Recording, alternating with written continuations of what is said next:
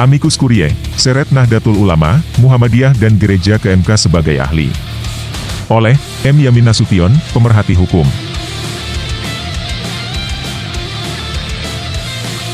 Rusaknya suatu bangsa, maka pendidikanlah yang bertanggung jawab. Demikianlah ungkapan yang menunjukkan betapa pentingnya peran pendidikan dalam membangun peradaban bangsa dan negara. Sidang sengketa Pilpres bukanlah pertama di Indonesia. Pemilu 2024 lalu ternodai oleh sikap busuk presiden dan keluarga, yang dinilai telah melakukan kejahatan, tirani, demi memuluskan putranya maju sebagai kandidat wapres. Penolakan dan cercaan tidak hanya datang dari para guru besar kampus nasional, namun berskala global. Seperti akademisi, dosen hukum Gregorian University dalam jurnal Konstitusi Ikonek Blog mengkritik sangat keras. Hendrianto mengatakan bahwa, Jokowi sangat pintar melakukan skandal-skandal busuk melalui iparnya Usman dan didukung penjilat-penjilat Jokowi. Buruknya Pilpres 2024 lalu harus disadari, berawal dari Usman sebagai Ketua Mahkamah Konstitusi yang semena-mena memberikan tiket VIP kepada putra Jokowi, seperti yang disebutkan oleh Stefanus Hendrianto. Bila ditelisik berdasarkan ilmu kriminologi, maka Jokowi dan keluarga adalah aktor utama di balik kejahatan, tirani, dalam bernegara tersebut.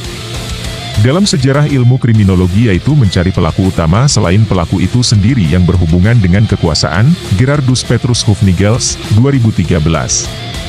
Apa yang dilakukan Usman, Jokowi dan keluarga melalui MK berlanjut dengan penggunaan kekuasaan lainnya dalam memenangkan adalah kejahatan. Louis Michael Sedman, 2013. Putusan tersebut tidak dapat dikatakan sah secara hukum, namun legal, legitimus, hanya sebagai alat pembenaran semata. Menjadi hukum sebab lahir dari lembaga negara yang sah, bedakan arti legal standing dan bukan sah standing. Baca, Immanuel Kant, David Hume, Kelsen, Neil McCormick, dan Hart. Tetapi kejahatan, tirani, tersebut tidak dapat terlihat dan dibuktikan. Mengingat, laporan-laporan atas Usman ke KPK tidak diproses dengan jujur. Amicus Curiae. Akhir-akhir ini, 300 guru besar, akademisi dan masyarakat sipil, diwakili Sulistyowati Iriani dan Ubedillah Badrun menyambangi MK dan memberikan berkas Amicus Curiae terkait perkara nomor 1 dan 2 PHPU Pres 22, 2024 perihal perselisihan hasil pemilihan umum presiden dan wakil presiden 2024. Hal serupa dilakukan seniman dan budayawan Indonesia. Sekitar 159 orang dari komunitas tersebut menyambangi MK untuk memberikan berkas Amicus Curiae. Ini adalah sikap yang patut dipuji dalam bernegara, menunjukkan kecerdasan intelektual dan spiritual yang tinggi. Mereka menyadari bahwa tujuan pendidikan nasional berdasarkan undang-undang selain menciptakan manusia cerdas, mandiri, juga bertakwa kepada Allah Subhanahu wa Ta'ala. Tuhan Yang Maha Esa. Orang yang memahami hakikat bertuhan, mampu berbicara tentang ketidakadilan, kebenaran, dan terlarang pemimpin menggunakan jabatan demi keluarga dan kekuasaan. Orang beragama Islam meyakini, bila seorang bapak akan selalu bersifat nepotisme demi anaknya, cucunya, sampai ia mati, sehingga dituntut berlaku adil. Islam memerintahkan memegang teguh keadilan dengan sepenuhnya, tidak memandang kerabat jauh atau dekat, diri sendiri dan keluarga, ataupun terhadap yang kaya maupun miskin, karena mereka berhak mendapat keadilan. Allah memerintahkan kepada manusia yang beriman kepadanya untuk berlaku adil, menegakkan keadilan, dan menjadi saksi demi keadilan, di berbagai ayat dalam Al-Quran.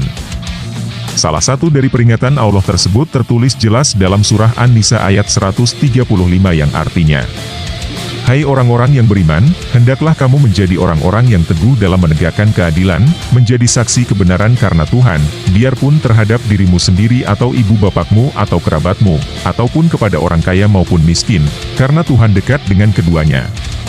Sebab itu, janganlah kamu turutkan kemauanmu yang rendah untuk tidak berlaku adil. Bila kamu berpaling atau tidak menurut, sesungguhnya Tuhan tahu apa yang kamu kerjakan.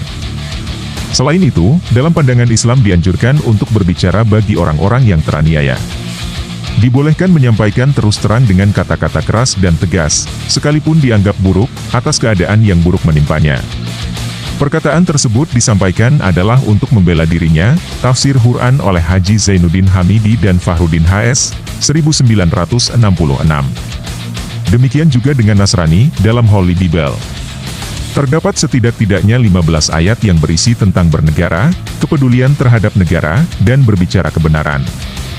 NU, Muhammadiyah serta gereja, telah banyak melahirkan pejuang kemerdekaan. Bahkan semangat agamalah yang menuntun kemerdekaan Indonesia, terlepas apapun agamanya. Namun tokoh-tokoh rumah suci ini terlalu banyak diam. Mengantuk, kenyang, bahkan tidur di atas kesewenang-wenangan Jokowi dan rezimnya. Apakah amicus curiae? Sebagian berpendapat berdasarkan derivasi literal adalah sahabat pengadilan, amicus curiae, sebuah lembaga yang di dalamnya terdapat orang-orang yang memahami tentang prinsip-prinsip bernegara. Amicus curiae digunakan untuk mengklarifikasi hal-hal tertentu kepada pengadilan yang sedang dalam perselisihan, kontroversi, atau proses berkaitan dengan keperluan umum dan sangat rumit. Sebahagian berpendapat tentang asal-usul amicus curiae secara berbeda. Sebahagian berpendapat dari masa kekuasaan Romawi dan digunakan dalam hukum acara Romawi. Yang lain mengatakan lebih tua dari Romawi. Namun berdasarkan dokumentasi intensif telah digunakan sejak abad ke-17 dalam hukum Inggris. Cauê de Oliveira Perez, 2023. Ahli lain berpendapat bahwa amicus curiae adalah kolaborasi antara hakim dengan ahli-ahli yang berkaitan kasus kontroversi secara netral. Bagaimana pengaturan secara hukum internasional? Dalam kasus-kasus rumit internasional, amicus curiae juga telah diakui dan mendapat legitimasi secara hukum. Seperti Pengadilan Kriminal Internasional, selanjutnya disebut ICC, saat menghadapi krisis legitimasi pada tahun 2019 atas kasus-kasus di Afrika dan Afghanistan. Dampaknya, adanya seruan atas negara-negara untuk memberikan pandangan yang independen. Dan ICC berhasil menyelesaikan beberapa kasus, seperti kasus Jean-Pierre Bemba pada tahun 2018 yang dihentikan oleh Kamar Banding. Kini tidak hanya ICC, Pengadilan Kriminal Bekas Yugoslavia, ICTY, Pengadilan Kriminal Internasional Rwanda, ICTR, Pengadilan Militer Internasional, IMT, Pengadilan Militer Internasional untuk Timur Tengah Jauh, IMV, Pengadilan Khusus Sierra Leone, SCSL, Pengadilan Luar Biasa Kambodia, ECCC, dan Pengadilan Khusus untuk Libanon, STL, juga melakukan hal yang sama. Dan untuk mendapatkan kembali legitimasi MK dari masyarakat, maka MK harus melibatkan amicus curiae dalam memutus perkara sengketa Pilpres yang berlangsung. Mahkamah Agung maupun Mahkamah Konstitusi juga bergabung dengan organisasi Kamar Mahkamah Agung, Supreme Court Chamber, SCC. Sehingga MK harus melibatkan amicus curiae secara organisasi dalam sengketa pemilu ini, dengan tujuan agar MK terbebas dari tuduhan buruk dan melemahkan intervensi kekuasaan. Organisasi Pendidikan, Pengetahuan dan Kebudayaan PBB, UNESCO, mengatur tentang hal-hal yang sama di atas, kaitannya dengan pendidikan hukum masa depan. Sehingga tak ada alasan untuk menolak amicus curiae.